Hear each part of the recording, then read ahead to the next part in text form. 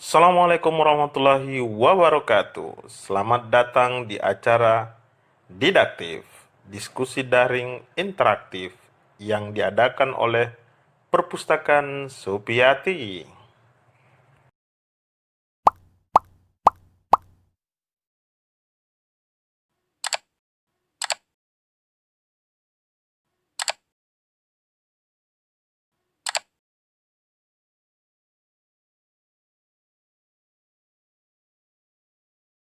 Mudah-mudahan di waktu 1 jam ini Bunda bisa memberikan banyak informasi kepada kami halayak ramai, khususnya warganet berkaitan dengan mau kemana sebenarnya pendidikan kita.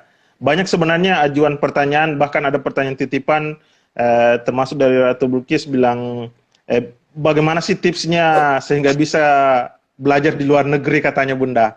Banyak-banyak pertanyaan yang bisa diajukan, tapi karena sesuai kesepakatan kita bahwa Kofadis pendidikan mau kemana sebenarnya pendidikan kita, utamanya dengan hadirnya di normal ini, Bunda. Waktu dan tempat saya langsung silakan sama kita, Bunda. Ya, baiklah. Terima kasih bincang-bincang santai kita ya ini. Iya, Bunda. Bincang santai kan? Betul-betul. Iya, Bunda. Saya Ngobrol. awali dengan ucapan Bismillahirrahmanirrahim. Assalamualaikum warahmatullahi wabarakatuh. Waalaikumsalam warahmatullahi wabarakatuh. Pertama-tama saya ingin mengucapkan terima kasih banyak kepada Perpustakaan Supiati, Kepala Perpustakaan ini ya, kandidat Iya, doktor sekaligus. sebenarnya. Amin, amin, ya Allah. Kandidat doktor Program Amin, Studi Allahumma. Pendidikan Bahasa Indonesia FKIP WITP atas undangannya untuk Iya, Bunda. membincang tentang Quo-Vadis pendidikan saat ini, Iya. saat mewabahnya COVID-19, dan di saat kita akan mulai di daerah lain malah sudah dimulai kita diminta untuk menerima tatanan hidup baru atau yang dikenal dengan istilah new normal. Oke, itu yang pertama. Yang kedua, sebelum membahas lebih jauh, saya ingin mengajak semua yang menonton dialog interaktif ini untuk senantiasa berucap syukur kepada Allah Subhanahu wa Ta'ala atas segala nikmat yang diberikan kepada kita, baik berupa kesehatan, baik berupa material maupun imaterial. Terutama nikmat kesehatan tentu itu adalah suatu yang sangat patut kita syukuri karena tidak ternilai, ya. Selanjutnya selawat dan salam tak lupa pula kita kirimkan kepada Rasulullah Muhammad Sallallahu Alaihi Wasallam, Nabi penutup akhir zaman. Baiklah, kita akan masuk ke materi diskusi kita, yaitu mau dibawa kemana pendidikan kita ini. Quo Vadis dari bahasa Latin ya, mau dibawa kemana pendidikan kita ini. Nah, sebelum menjawab pertanyaan ini, mungkin ada hal-hal yang perlu kita cermati bersama ya, yaitu bahwa sebetulnya sejak sekitar 2 tahun lalu, kita memang sudah masuk. Pada saat memasuki revolusi industri 4.0 itu kita sudah di dunia pendidikan aktivitasnya itu dituntut untuk dilakukan secara daring, salah satunya sebagian besar kegiatannya. Kemudian masuk pada saat pandemi ini mengubah banyak hal ya. Pandemi ini kan kemarin itu datangnya di akhir Desember ya. Nah, dalam hal ini ada 4 hal yang berubah drastis, ya. Informasi ini sebetulnya juga dari hasil baca dan hasil mengikuti webinar, terutama dari narasumber Prof. Marsudi, bahwa ada 4 mega shift yang dihasilkan, mega shift. Yang pertama yaitu empathy society. Banyaknya korban jiwa yang diakibatkan oleh COVID ini, ya, yang tidak mengenal status, tidak mengenal umur, tidak mengenal tempat tinggal. Banyaknya korban jiwa itu menggugah hati banyak orang untuk menjadi empati kepada masyarakat. Jadi COVID ini melahirkan masyarakat baru yang penuh dengan rasa empati, dan syarat dengan kesadaran sosial. Buktinya kita lihat banyak sekali penggalangan-penggalangan dana, ya.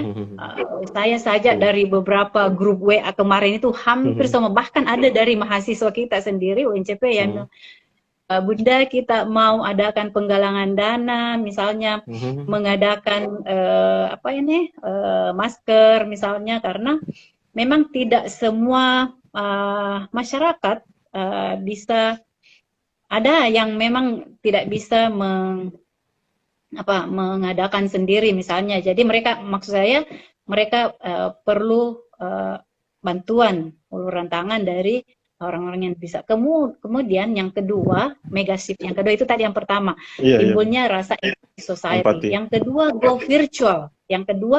virtual. Jadi dengan adanya COVID ini, maka kita menghindari untuk kontak fisik langsung, dan ini memang sesuai juga dengan anjuran pemerintah untuk physical distancing. Jadi akibatnya termasuk di dunia pendidikan ini, maka segala sesuatu dilakukan dengan virtual seperti yang kita lakukan sekarang. Adukan tidak ada, mungkin kita bisa dialog interaktif langsung, face to face, face to face, tetapi virtual. Kata virtual ini pertama kali saya alami waktu 2018.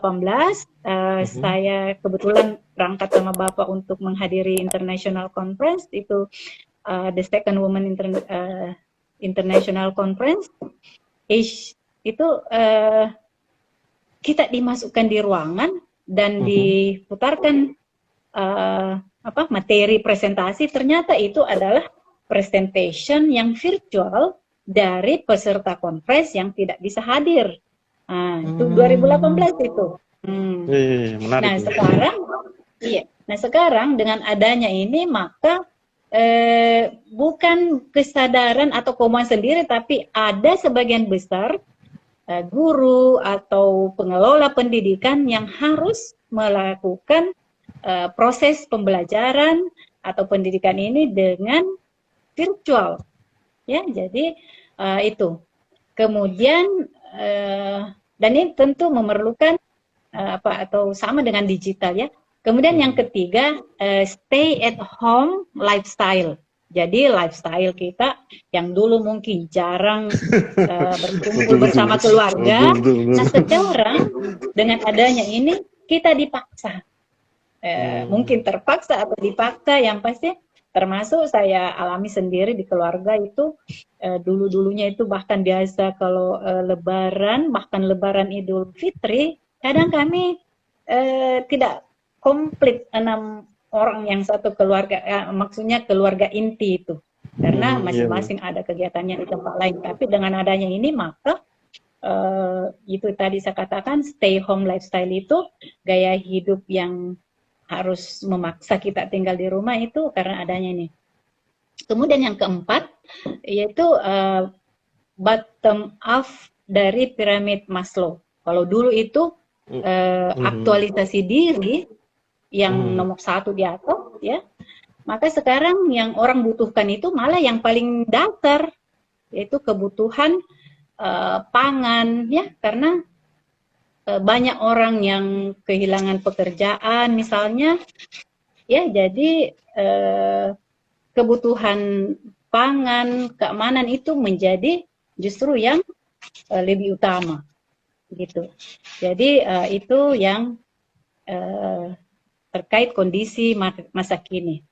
Nah, kalau kita masuk ke dunia pendidikan, saya kira sama dengan aspek-aspek lainnya, karena COVID ini mempengaruhi hampir semua lini kehidupan, termasuk aspek pendidikan. Nah, dengan adanya ini kemarin, maka dunia pendidikan ada perubahan begitu. Nah, termasuk itu pada saat pemberian materi, tentu itu tadi terkait dengan yang empat tadi itu, ya. Jadi proses pembelajaran itu terpaksa dilakukan dengan virtual. Nah, kalau kita melakukan dengan itu, maka ada beberapa hal yang terkait dengan itu, ya. Pertama tentu dari sisi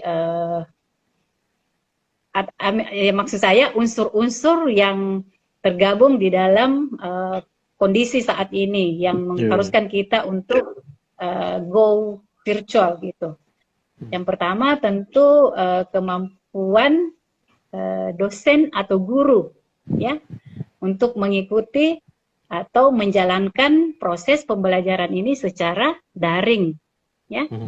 Ada banyak guru yang baru saat ini terpaksa belajar menggunakan Zoom misalnya. Iya, banyak. Ya, Banyak, betul. Banyak, tidak sedikit guru yang termasuk saya sebenarnya pertama kali menggunakan Zoom adalah di saat ini, ya. Makanya saya katakan banyak, meskipun sebetulnya e-learning itu sudah dari dulu digaungkan untuk dilaksanakan. Iya, jadi termasuk sebetulnya pada saat saya S2 di Australia 2004 sampai 2016 itu sebetulnya mereka di sana sudah menjalankan itu, sebab materi-materi perkuliahan itu sudah diupload semua di websitenya kampus. Kita tinggal mengakses, diberikan nomor akses untuk melihat, oh iya, mata kuliah cross culture, talking cross culture untuk pertemuan minggu depan ini. Itu sudah e-learning, tapi kita di Indonesia sebetulnya belum sejauh itu, mungkin belum terlaksana tahun 2004 itu. Nah, jadi itu yang saya maksud. Satu tadi dari tenaga pendidiknya atau guru dan dosennya harus bisa beradaptasi dengan penggunaan teknologi. Meskipun kadang ada keraguan bahwa dengan adanya misalnya Internet of Things atau revolusi industri 4.0 ini, maka guru nanti akan tergantikan dengan teknologi, dengan robot misalnya. Tapi dari pendapat banyak orang, dan kalau memang kita pikir, memang tidak akan pernah posisi, tugas, pokok, dan fungsi guru itu digantikan oleh teknologi. Tidak akan pernah, ya, karena ada aspek-aspek tertentu yang teknologi tidak bisa lakukan, tapi hanya bisa dilakukan oleh manusia, ya. Misalnya misalnya pendidikan karakter, ya, implementasi atau bagaimana memberikan mencontohkan, jadi aspek-aspek. Kan ada 3 aspek, ya, afektif, yang harus afektif, skills, dan psikomotorik. Untuk mata pelajaran tertentu ada yang tidak bisa virtual. Termasuk dari sisi afektif akan beda cara penerapannya atau implementasinya cara memberikan pendidikan kepada anak kalau kita langsung dengan kalau teknologi yang lakukan itu tidak bisa. Nah, jadi tadi saya katakan bahwa sampai kapanpun tugas pokok dan fungsi guru atau pendidik atau dosen tidak akan pernah digantikan 100% oleh teknologi.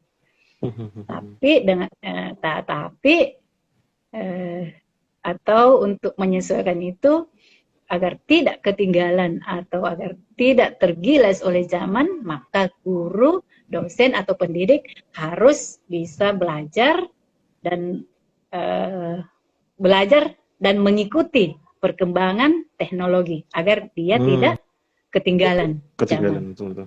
Ya, oke, itu dari sisi pendidiknya. Dari sisi fasilitas, tentu terkait bagaimana mau kita menjalankan secara optimal proses pendidikan ini kalau fasilitas tidak mendukung. Ya? Nah, itu persoalan. Jadi, itu.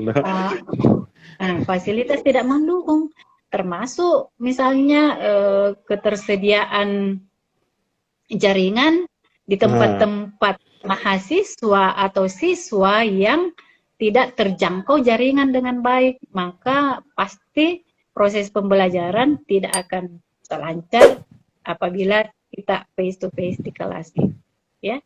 Jadi misalnya saja ini kita sekarang ya, kalau anggap kasihlah contoh real, kita di UNCP banyak mahasiswa kita yang dari daerah Seko misalnya, atau daerah-daerah Latimojong sana, yang jangankan di sana, di bagian daerah Lamasi pun yang agak masuk itu sulit, sehingga saya temukan bahwa ada mahasiswa saya yang di kelas yang saya ajari itu pada saat meet yang lalu itu mereka harus berkunjung ke rumah temannya, kawannya, untuk bisa mendapatkan jaringan yang lancar, untuk bisa lancar begitu, ya. Pembelajaran Itu dari sisi pembelajaran daring, dari sisi fasilitas. Kemudian dari sisi kurikulum, ya. Iya. Jadi kalau dari sisi kurikulum itu kan memang di semua lembaga pendidikan itu mencanangkan apakah dari kesepakatan mereka untuk mengubah atau merevisi kurikulumnya untuk mengikuti perkembangan zaman dan dunia global, untuk menyesuaikan materi-materi yang dibutuhkan di pangsa pasar misalnya, ya, di dunia pasar, atau kebutuhan masyarakat atau perkembangan teknologi. Itu kurikulum selalu diharapkan bisa diubah untuk memenuhi, memberikan bekal atau skills kepada anak didik kita agar kelak bisa bermanfaat di dalam kehidupannya. Nah, jadi itu kurikulum untuk saat ini, ya. Tentu harus lebih banyak ke yang bisa pembelajaran online. Meskipun memang ada beberapa program studi tentunya yang sangat sulit kalau mau secara virtual, ya, misalnya praktek kedokteran atau mechanical engineering, atau anggaplah pertanian, ya, kalau di kampus kita yang ada itu anggap pertanian, tidak bisa penelitiannya itu atau proses pembelajaran yang praktikum, yang bersifat praktikum, jadi di Fakultas Sains, Fakultas Pertanian, itu tentu tetap perlu sekali-sekali tetap ke kampus. Makanya ya saya kira ini sudah akan masuk di tatanan hidup baru atau new normal. New normal, ya, new normal. Jadi melihat kondisi-kondisi seperti itu, maka pemerintah saya kira sudah memberikan aba-aba bahwa kita mau tak mau harus siap menjalani tatanan hidup baru ini atau new normal, karena tidak mungkin selamanya kita akan tinggal di rumah, ya, beraktivitas di rumah.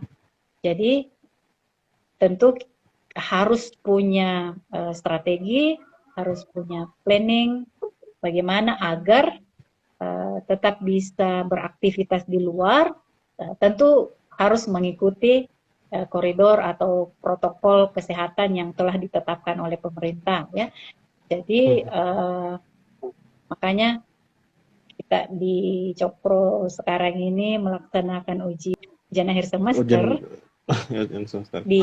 Untuk memfasilitasi mahasiswa kita, maka diberikan dua pilihan, mau ujian online atau asik. offline. Jadi dua diberi pilihan, siapa yang mau ujian dengan daring, siapa yang mau luring. Tapi diharapkan yang memilih daring itu lebih banyak, seperti halnya pada saat perkuliahan, kan ada proses perkuliahan kita yang sebelum ujian ini daring, ya. Iya benar. Nah, Tapi itu tadi saya katakan bahwa ada mahasiswa yang daerahnya memang sama sekali tidak bisa dijangkau oleh jaringan. Nah, oleh karena itu kita memfasilitasi juga mereka untuk bisa ujian luring atau offline. Nah, tetapi itu harus tetap mengikuti protokol kesehatan yang ditetapkan oleh pemerintah. Misalnya tidak boleh terlalu banyak, ya, tidak boleh terlalu. Kalau bisa jangan lebih kumpul-kumpulnya jangan lebih dari 5 orang misalnya.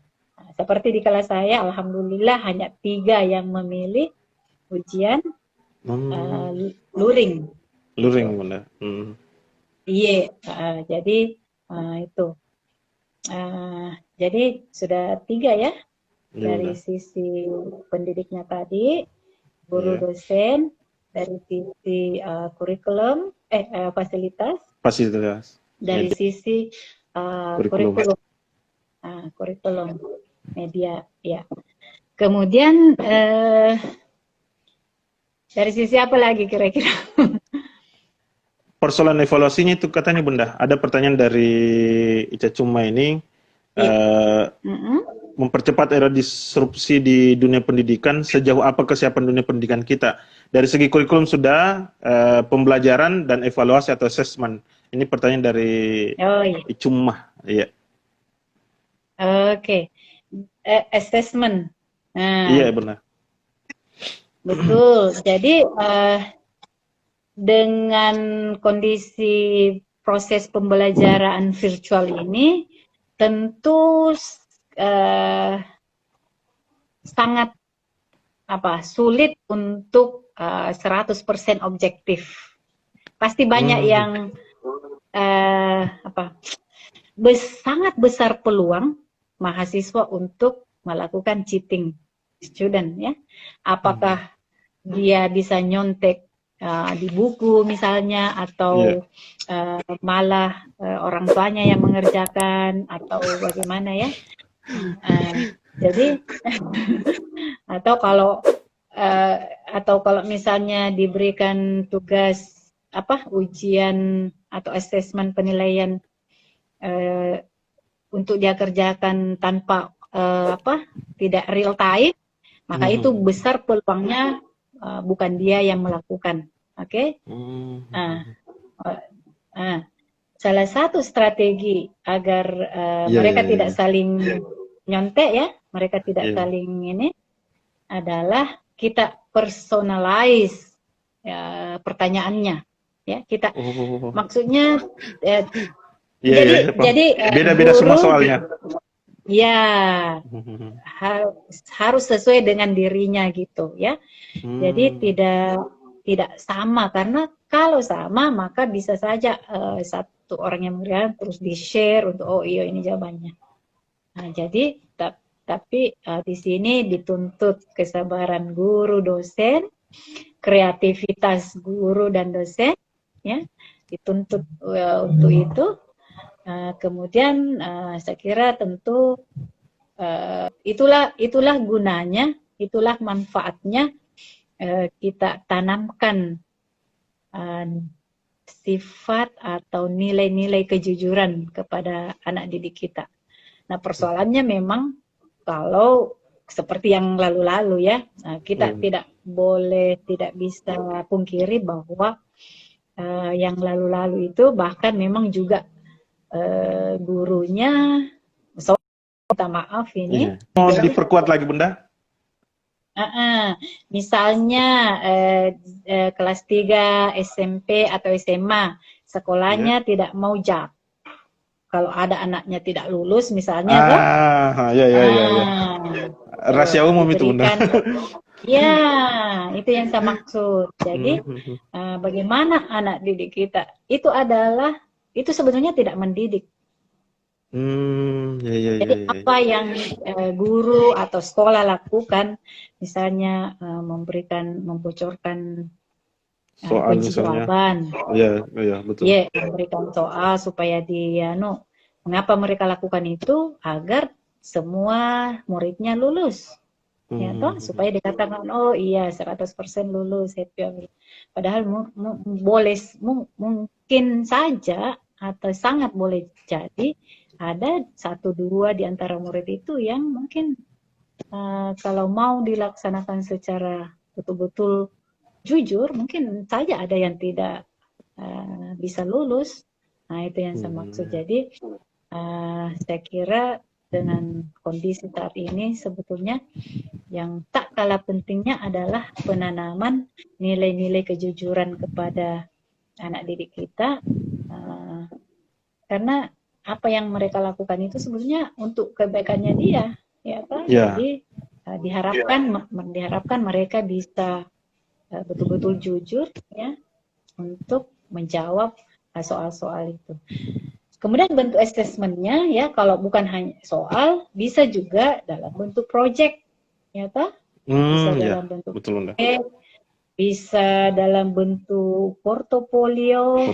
Ya, kalau kita juga di sana yang dulu itu ada semacam logbook kegiatan harian apa yang kita lakukan, itu saja. Misalnya mau menilai, karena saya dari bahasa writing, kita disuruh menulis apalah, setiap hari pasti ada tulisan dan diperiksa, dicek benar grammarnya apa tidak, ya kan? Jadi itu tidak mesti harus bahwa di akhir semester baru diadakan evaluasi, tapi ada ongoing evaluation, dan itu bisa, itu tadi saya katakan, bisa dipersonalize sehingga tidak semua jawaban setiap anak ini sama. Hanya memang mungkin kalau matematika mungkin paling mudah itu, ganti-ganti saja angkanya. Ya, angkanya diganti satu saja sudah bisa. Jadi itu hanya repotnya atau yang sangat repot adalah guru atau dosennya, karena dia harus memeriksa banyak jawaban yang berbeda. Kalau saya juga ini kebetulan saya mengajar bahasa Inggris dasar di program studi agroteknologi, itu tidak ada jawaban yang sama, 10 soal nomor tidak ada yang sama. Karena misalnya saya mau lihat, saya kasih contoh ya, kan tadi membahas masalah assessment ya. Betul. Saya kasih contoh saja ya. Saya kasih 10 nomor ya. Ini kan dasar-dasar bahasa Inggris. Yang dasar-dasar bahasa Inggris itu sebetulnya ada 3 untuk kita di FKIP ya. Di UNCP. Bukan FKIP saja, tapi UNCP. Tujuan mata kuliah bahasa Inggris itu adalah memberikan dasar-dasar kepada mahasiswa kita, dasar-dasar pengetahuan bahasa Inggris. Nomor 1 tentang parts of speech, jenis-jenis kata, sebab itu sangat berpengaruh terhadap konstruksi kalimat nanti. Karena banyak mahasiswa tidak bisa membedakan apakah harus menggunakan kata kerja atau kata benda. Sehingga biasa kalau presentasi proposal atau skripsi mereka, thank you very much, I would like to presentation, itu udah salah, harusnya to present, ya toh? Nah, jadi paling sangat penting untuk mengetahui jenis-jenis kata benda, kata kerja, kata sifat, kata keterangan, kata depan, kata sambung, ya toh? Nah, itu nomor 1, harus itu mahasiswa UNCP tahu. Untuk mata kuliah bahasa Inggris ya, tahu dasar-dasar itu. Yang kedua, dia harus tahu tenses. Ya.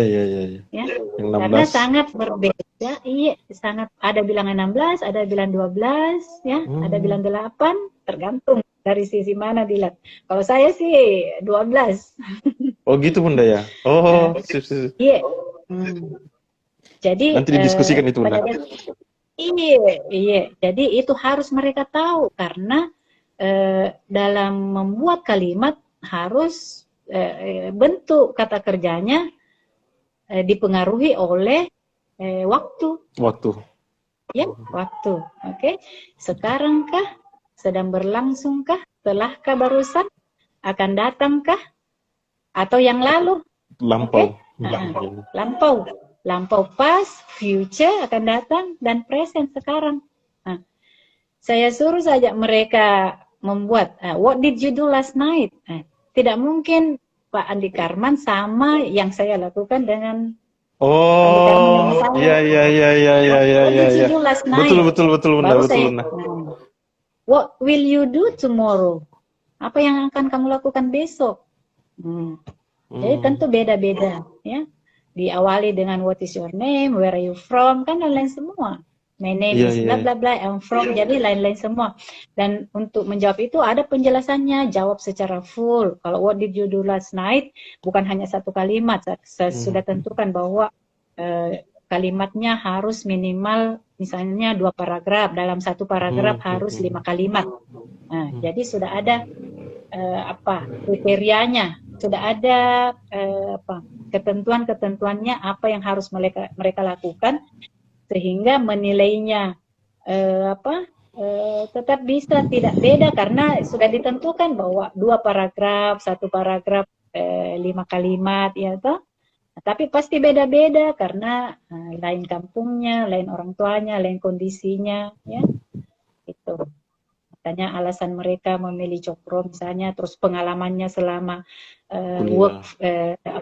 kuliah daring ini, work from home. Jadi itu artinya saya personalize pertanyaan itu sehingga mereka tidak bisa saling nyontek. Iya.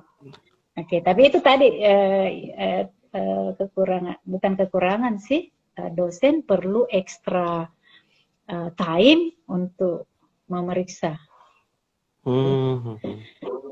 Iya, apalagi ya? Kira-kira apa? Ingatkan saya supaya bisa Iya Bunda, baru menit ke 36. Kalau ada pertanyaan sih. Iya, untuk sementara belum ada Bunda. Sekarang kira-kira Bunda model pendidikan, ya walaupun sebenarnya banyak mahasiswa ataupun dosen sudah memahami atau membaca tentang pendidikan merdeka belajar, hanya jangan sampai disalah tafsirkan dengan bebas belajar. Mungkin Bunda bisa mempertegas substansi dari pendidikan merdeka belajar itu dalam konteks kampus misalnya, dalam hal ini perguruan tinggi maksud saya Bunda. Silakan Bunda. Oke, terima kasih. Tadi ada sebetulnya saat ini ada sebetulnya sosialisasi, tapi itu di PTN-nya tentang merdeka belajar. Iya. Jadi itu ada berbeda ya kalau di SMA atau sekolah dasar dan menengah, beda dengan di perguruan tinggi. Kalau di perguruan tinggi yang substansi dari merdeka belajar itu ada 4 juga, ada 4 aspek atau unsur yang terkait dengan itu. Yang pertama, perguruan tinggi boleh membuka prodi baru, ya, dengan catatan prodi tersebut terakreditasi A atau unggul. Kemudian syarat yang kedua, dia ada kolaborasi atau kerjasama dengan perguruan tinggi luar negeri, perguruan tinggi yang terakreditasi juga, perguruan tinggi yang bagus. Jadi ada beberapa kriteria-kriteria yang harus dipenuhi oleh suatu program studi untuk diberikan peluang membuka program studi baru, gitu. Kemudian yang kedua terkait dengan akreditasi. Kalau dulu akreditasi kita mengisi borang, ya, menceritakan ada yang, kalau yang instrumen lama itu ada 7 standar, instrumen baru ada 9 standar, dan sebetulnya kita sudah mengirim borang kita, banyak sih perguruan tinggi yang mengejar itu, yang sudah untuk 9 standar, dan itu sudah dilaksanakan secara online, jadi semua dokumen, bukti-bukti pendukung itu di-submit secara online. Tapi sebelum adanya pandemi ini sebetulnya visitasi masih dilakukan. Jadi asesor berkunjung ke kampus untuk memotret apakah betul borang atau dokumen yang diupload ini sesuai dengan kenyataan di lapangan. Tapi saat ini itu tidak lagi. Jadi termasuk tadi yang 4, satu tadi itu yang masalah pembukaan prodi baru, yang kedua ini masalah akreditasi. Saat ini akreditasi boleh diperpanjang secara otomatis. Jadi kalau misalnya kita, jadi kita misalnya UNCP dapat B institusi, bahasa Inggris, bahasa Indonesia, dapat B. Kalau kita masih ragu bahwa nilai atau peringkat akreditasi kita ini tidak bisa naik menjadi A, maka status akreditasi itu bisa diperpanjang secara otomatis tanpa dikunjungi lagi. Jadi akreditasi baik institusi maupun program studi itu bisa diperpanjang secara otomatis. Kemudian yang ketiga terkait dengan status perguruan tinggi itu diupayakan, kan ada perguruan tinggi dalam bentuk satker, satuan kerja, kalau kayak IAIN Palopo itu satuan kerja, maka dia menjadi diupayakan atau diberi peluang untuk menjadi PTNBH yang berbadan hukum.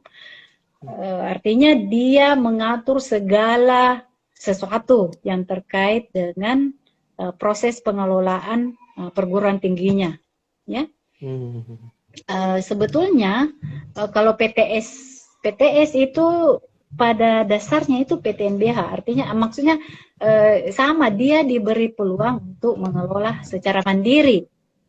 Beda kalau dia satuan kerja atau satker atau gugus. Oke, itu yang ketiga. Yang keempat ini yang lebih mencerminkan merdeka belajar itu, ya, yaitu mahasiswa diberikan peluang untuk belajar selama 3 semester, ya, di luar program studinya. 3 semester di luar program studinya. Jadi bisa mereka lakukan misalnya dengan mengambil mata kuliah yang berbeda, ya, di program studi yang berbeda dalam satu fakultas misalnya, atau satu perguruan tinggi. Jadi misalnya bahasa Inggris, mau tahu lebih banyak komputer, boleh ambil mata kuliah di komputer. Nah, itu bisa. Bentuk lain bisa mengambil mata kuliah yang sama di perguruan tinggi yang berbeda, gitu. Jadi UNCP mau kuliah ke UMI boleh. Nah, itu. Kemudian bisa juga dalam bentuk pengabdian kepada masyarakat. Jadi kalau ada yang misalnya ke daerah-daerah, tadi Pak Menteri memberikan contoh di masa pandemi ini, pernah diminta volunteer, itu dalam jangka beberapa hari saja sudah penuh, sudah 15 ribuan, dan itu nanti bisa dinilai sebagai kredit mata kuliah untuk menyelesaikan mata kuliahnya. Jadi itu maksudnya dia merdeka belajar untuk mencari mata kuliah apakah di dalam perguruan tinggi yang sama atau di luar atau dalam bentuk lain, seperti yang tadi pengabdian kepada masyarakat, seperti volunteer dalam suatu kegiatan, atau masuk ke desa-desa, boleh mengajar, atau kegiatan lain yang bermanfaat bagi masyarakat. Jadi itu bisa dinilai sehingga belajar tidak mesti harus 8 semester di prodinya. Nah itu sekarang kan masih sementara proses sosialisasi dan teknisnya mungkin belum secara ini. Jadi itu yang terkait dengan merdeka belajar di perguruan tinggi, Beda lagi kalau di pendidikan dasar ya.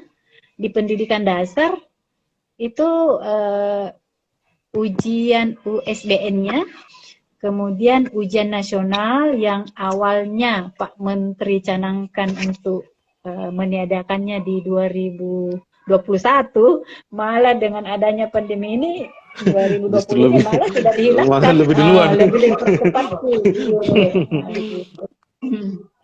Toh, kemudian apalagi masalah RPP, ya toh? Ya, termasuk itu Bunda. RPP yang dulu itu sampai tebal-tebal, sampai Berapa berapa halaman? halaman, Iya, bisa sampai 20 halaman kalau masuk materinya apa semua, 6 sampai 8 halaman. Sekarang satu sisa halaman. satu halaman, satu Hmm. halaman. Tapi satu halaman itu padat dan identitasnya, terus tujuannya, materi, evaluasi. Nah, itu. Kemudian yang keempat tentang zonasi. Jadi itu kalau Merdeka Belajar di pendidikan dasar. Saya kira itu ada. Kalau ada yang itu bertanya Jadi mungkin bentuk tadi bentuk ada. ya itu tadi Bunda yang anu. Jadi persoalan bentuk teknis belum dibahas secara detail Bunda ya, berkaitan dengan Iya, apa namanya mengambil mata kuliah. mengambil mata kuliah. Artinya memang Iya, dalam mata kuliah wajib 3 semester itu Bunda. tidak, yang 3 semester itu yang boleh ambil di luar prodinya 3 semester. Jadi Oh, 5 semester di prodinya gitu. 5 semester Bunda. Wah asik Iya, ini. 5. Misalnya saya Iya, mau kuliah di jurusan lain. boleh. Mau Ki kasih bagus bahasa Inggris tak? Masa Miki kuliah bahasa Inggris? Oh, siap siap. Nanti saya kalau selesai mau lanjut lagi kuliah di tambahan kuliah di bahasa Inggris. Penguatan Sama ini. Bapak tuh. Iya, Sama wah, Bapak. kalau Bapak Dokter. saya berikan penghormatan khusus sama beliau itu luar biasa. Makanya Dokter. akhirnya ada juga SPD-nya ya. Iya. Eh, ini Bunda, sebelum karena ini sudah 47 menit, berarti ada 13 menit lagi. Iya. Berkaitan dengan kira-kira kiat-kiat untuk belajar di luar negeri. Tapi biarkan itu terakhir dulu Bunda. Saya hanya mau melihat apakah rancangan pendidikan ke depan karena berkaitan dengan tema kita. Oh Uh, iya. jadi ada tidak Bunda pencerahan ke depan kira-kira setelah new normal ini? Artinya sikap optimistis dalam melihat pendidikan akan lebih baik dari yang sebelumnya, ataukah siapapun menterinya akan begitu juga yang berputar-putar? Tapi pembacaan Bunda terhadap konsep Merdeka Belajar ini, apakah betul-betul merdeka, atau jangan sampai diksi merdeka hanya tanda petik topeng dengan menkomparasikan dengan istilah bebas. Karena kan biasanya ada orang menggunakan, wah ini pendidikan pembebasan, tapi di sisi lain, oh enggak bisa kita bebas secara full, tapi kita harus bebas, tapi dalam artian kita punya ruang yang tetap dinormai, diberikan norma, sehingga diksi merdeka lebih tepat gitu Bunda. Silakan Bunda. Iya. Ya, terima kasih. Kalau saya sih awal diluncurkannya istilah itu kemarin, banyak orang yang pokoknya banyak tanggapan lah. Iya ya. Ada positif, ada negatif, ada yang netral gitu kan. Iya, Tapi saya selalu melihat saja dari sisi positifnya. positif. Tentu Pak Nadiem ini tentu Pak Menteri ini tentu beliau juga itu mengemukakan gagasan itu tentu melihat kondisi dan peluang, serta saya yakin beliau itu juga selain pengalamannya yang belajar di luar kan di Amerika, tentu beliau itu pasti mendapat juga pandangan-pandangan dari ahli-ahli pendidikan kita. Jadi apa yang beliau canangkan ini adalah kalau dari sisi pemahaman saya ya, atau apa yang saya ketahui, beliau itu menginginkan mahasiswa kita ini bisa menghadapi dunia ke depan. Jadi ada life skills yang dibutuhkan atau lebih mengakomodasi, mengakomodir, lebih Mengakomodasi. Iya. mengakomodasi kebutuhan mahasiswa ke depan, kebutuhan individu, pemenuhan kebutuhan individu, karena mahasiswa kita itu selain sebagai makhluk sosial, tentu sebagai makhluk individu punya karakteristik, punya talenta yang berbeda, sehingga untuk dalam satu kelas tentu untuk memenuhi keunikannya itu, maka dia diberi peluang untuk mencari di program studi lain misalnya. Itu. Jadi tadi saya katakan life skills yang dibutuhkan ke depan ini ada banyak yang dibutuhkan, maksudnya life skills abad 21 ya. Jadi misalnya kemampuan berpikir kritis, kemampuan untuk berkolaborasi, kemampuan untuk berkomunikasi dengan baik. Jadi mungkin ada program studi yang tidak mengajarkan misalnya bagaimana cara berkomunikasi dengan baik, maka dia bisa mengambil di jurusan yang lain gitu.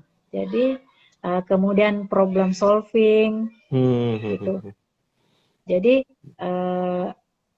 keterampilan-keterampilan itulah yang tentu akan kaya ini mahasiswa, ya.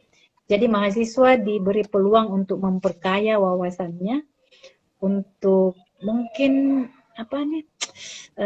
bakat minatnya bisa terpenuhi terpenuhi apabila dia bisa beraktivitas di luar atau mengambil mata kuliah pendukung yang menurut dia ini yang saya butuhkan nanti, maka saya perlu mengambil mata kuliah ini. Jadi kalau saya, apabila konsep Merdeka Belajar ini betul-betul jelas nanti teknis pelaksanaannya, semua saya kira itu kalau saya sih bisa membawa kemajuan pendidikan di Indonesia. Karena kita diberi mahasiswa, diberikan kebebasan untuk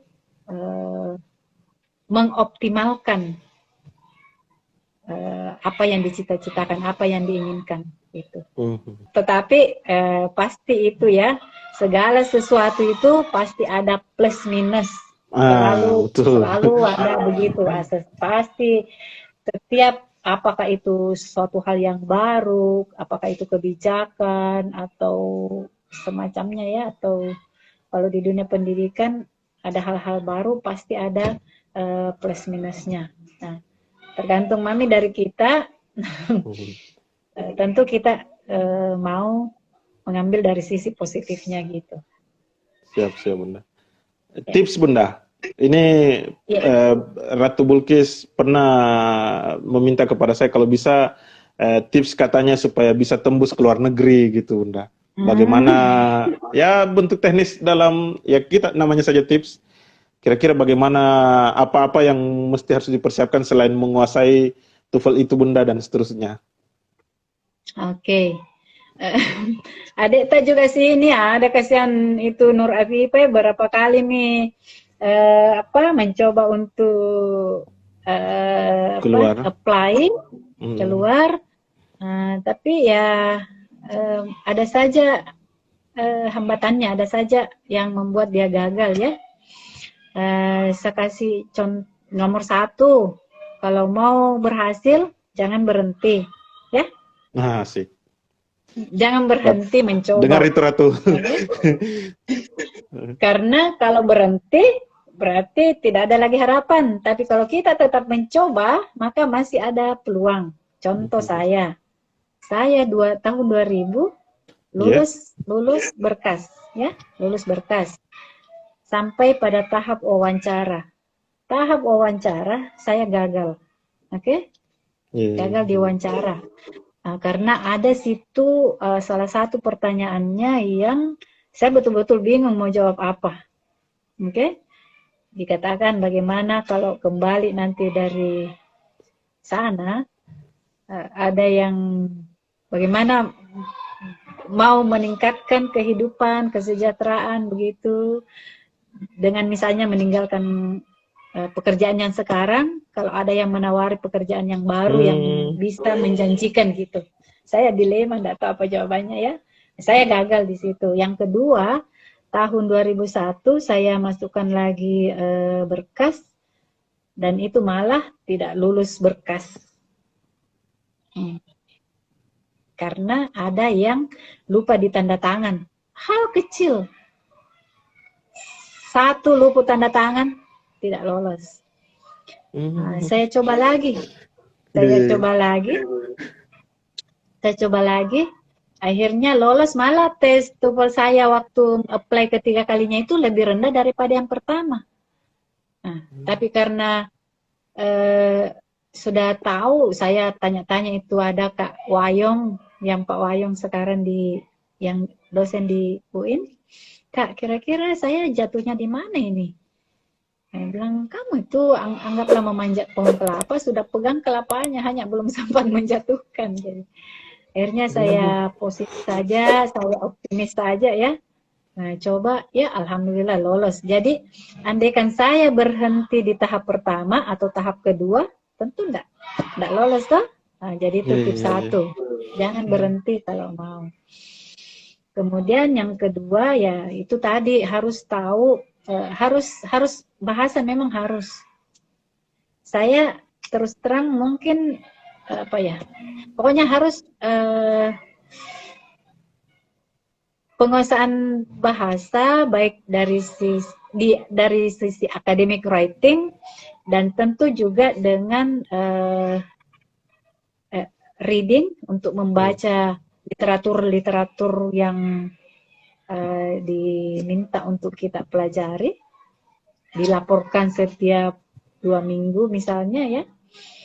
Juga kemampuan ini berkomunikasi, tidak menjadi syarat bahwa harus native like pengucapannya, pronunciation-nya tidak masalah, yang penting idenya tersampaikan. Jadi kita lihat perguruan tinggi mana yang kita tuju, kita pelajari berapa syarat minimal IELTS kalau di Australia, atau IELTS sudah berlaku juga di mana-mana, atau TOEFL, berapa syarat yang diinginkan, karena setiap perguruan tinggi berbeda syarat TOEFL-nya. Di dalam perguruan tinggi pun untuk setiap program studi itu berbeda-beda syarat IELTS-nya. Ada yang menginginkan 7, ada yang 6,5 sudah cukup, ada harus 7,5. Jadi kalau misalnya di University of yang dulu ya, tapi kayaknya sekarang agak turun deh. Dulu kalau mau yang jadi guru, Master of Education, Master of Teacher Training itu harus 7,5.